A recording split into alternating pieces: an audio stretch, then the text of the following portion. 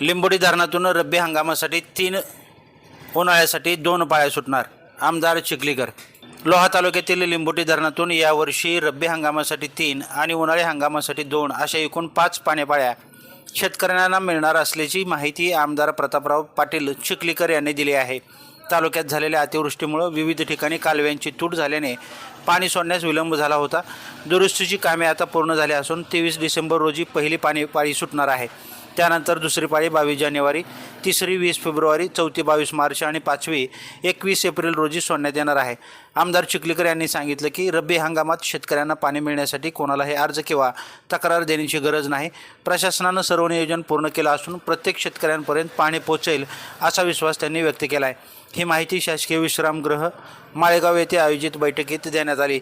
या बैठकीस तहसीलदार विठ्ठल परळीकर, माजी सभापती प्रवीण पाटील चिखलीकर, नवनिर्वाचित नगराध्यक्ष शरद पवार, कार्यकारी अभियंता आशिष चौगुले, सहाय्यक अभियंता शुभम कुमटेकर, बालाजी रानवळकर, माजी पंचायत समिती सदस्य प्रल्हाद फाजगे आदी मान्यवर उपस्थित होते.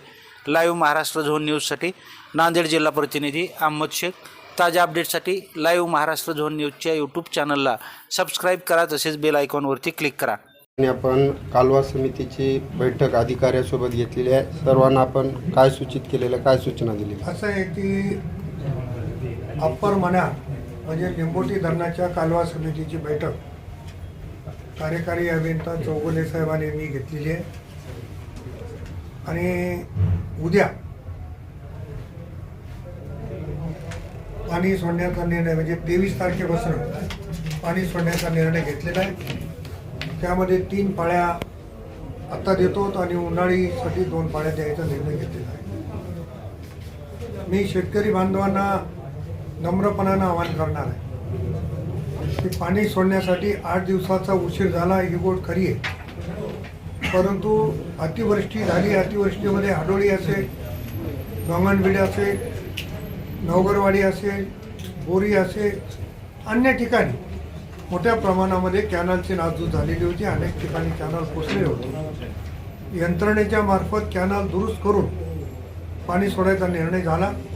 मी मनापासून जलसंपदा विभागाच्या सर्व अधिकाऱ्यांचं धन्यवाद करेन की यंत्रणेच्या मार्फत त्यांनी युद्धपातळीवर काम केलं आणि कॅनलची दुरुस्ती केली आणि आता पूर्णपणानं कॅनल दुरुस्त झालेला आहे. उद्यापासून आपण पाणी देतो. यासाठी शेतकऱ्यांनी चिंता करण्याची गरज नाही किंवा कोणाला या संदर्भामध्ये अधिक पत्रव्यवहार करण्याची सुद्धा आवश्यकता नाही असं मला स्वतःला वाटतं. आणि मी पण शेतकऱ्याचा मुलगा आहे, मला पण शेतकऱ्यांच्या भावना कळतात, परंतु नैसर्गिक आपत्तीच्या पुढे कोणाचंही चालत नाही.